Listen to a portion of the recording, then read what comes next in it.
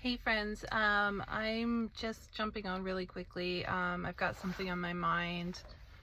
Um, in light of the fires in LA, I'm sure I'm not the only person who's noticed. There's a lot of, I'll say, disturbing posts coming out where I'm not sure if they're all evangelical, but there's certainly a good chunk of evangelicals doing this. Posting about how the LA fires are a sign of God's judgments. A good friend of mine actually got a message from someone who I know to be evangelical the other day, equating what's happening in LA with the plagues out of Exodus. And she showed me this text, and I wish I could say I was surprised, but I mean, most or all of us know people like this, so it's not a surprise. Sadly, this is just sort of what you'd expect. Doesn't make it any less disappointing, because I mean, evangelicals claim to be for God, and yet the God that they're for is okay with killing people, taking their homes away, killing their pets, creating toxic air that can lead to a lifetime of health issues for thousands of people. That is not a good God. And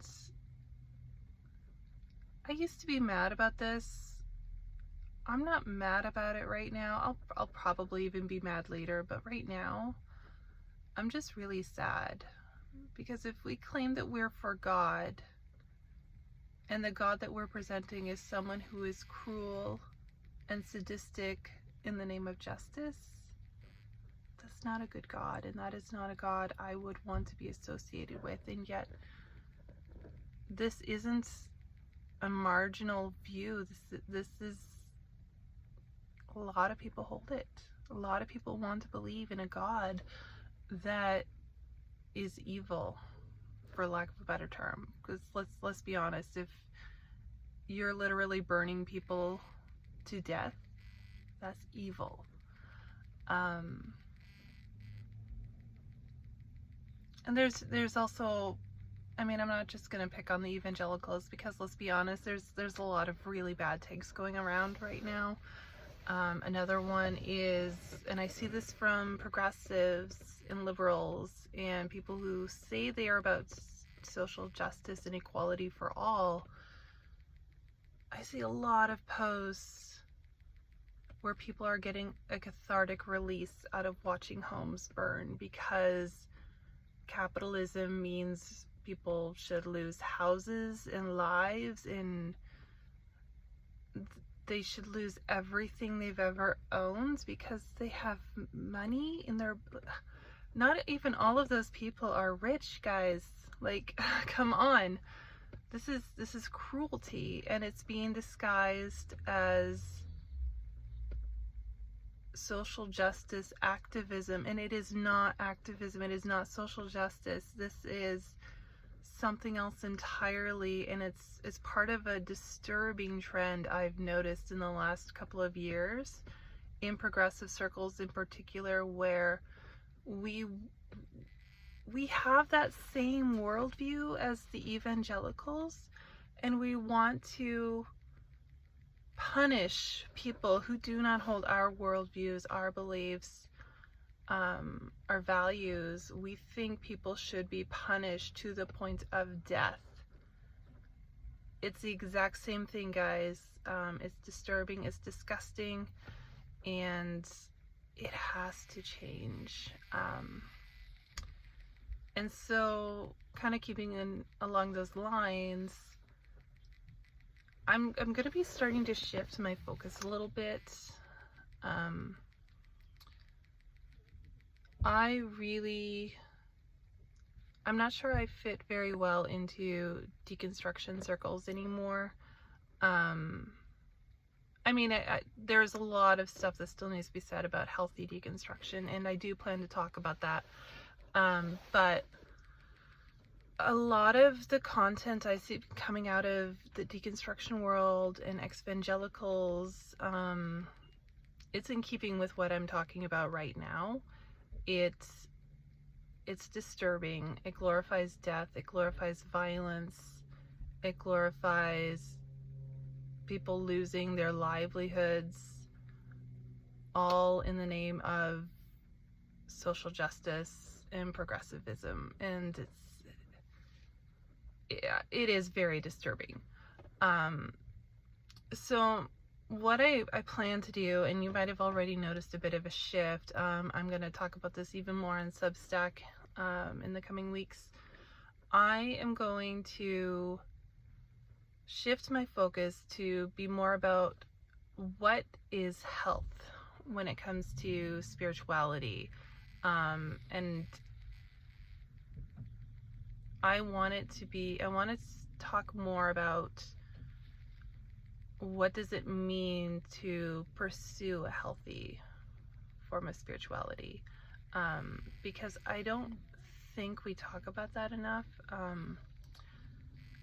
I think, especially online, on Instagram, on Facebook, we have a lot of cathartic release in elevating voices that are just there to tear people down and hurt, cause harm. There is a lot of cathartic release, and I get it, because for a lot of us who come out of very toxic, high control environments, there is a lot of anger, and that anger is valid. But it feels like the voices that are being elevated a lot of the time aren't helpful, and if anything, they're harmful to any sort of healthy. I don't want to use the word reconstruction, because I feel like a lot of evangelicals have co-opted that term and turned it into something it's not. But when we seek out those voices and we elevate those voices and we give them a platform, we are in effect saying that this person represents us and these are the values I espouse. And we can't do that. If we want to have a healthy worldview in which all people get to thrive, we have to get away from those voices that just exist to destroy and hurt and tear down, because they will never lead us to anything healthy. We need to start a new movement in which emotional health, mental health, spiritual health, all of that is prioritized at the very top. And so that's what I plan to talk about moving forward. And it's not going to be specific to Christian or evangelical or people coming out of that world. As I've been following diverse voices, I'm noticing that there's a lot of issues in many different traditions that are identical to what we're seeing in the evangelical world. There's patriarchy, there's women and children being hurt sexually, emotionally, spiritually. LGBTQ community is not accepted. So there's a lot of these same issues that are popping up in all of these different places. And so really what is healthy for me, if I'm identifying as a Christian, is also going to be healthy for someone who, if they identify as Jewish or Muslim or anything else, because we all have the same needs. We need to feel safe and secure in our environments. We need to have people around us who will build us up in healthy ways. We need to be protected from the people who are just there to puff themselves up or tear others down. And So that's what I really want to focus on, especially in this coming year, is what does it mean to be spiritually healthy, and how do we get there? So to that end, I would love to hear what sort of voices you're listening to pursue spiritual health. I doesn't matter if it's Christian, doesn't matter if it's deconstruction,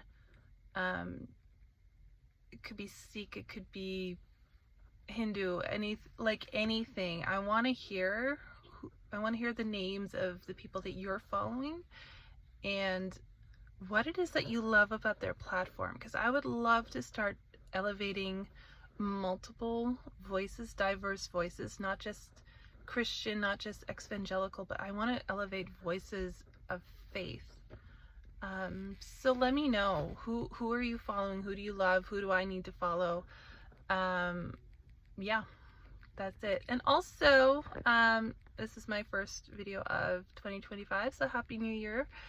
And yeah, let me know how you're doing in the comments. I'd love to hear.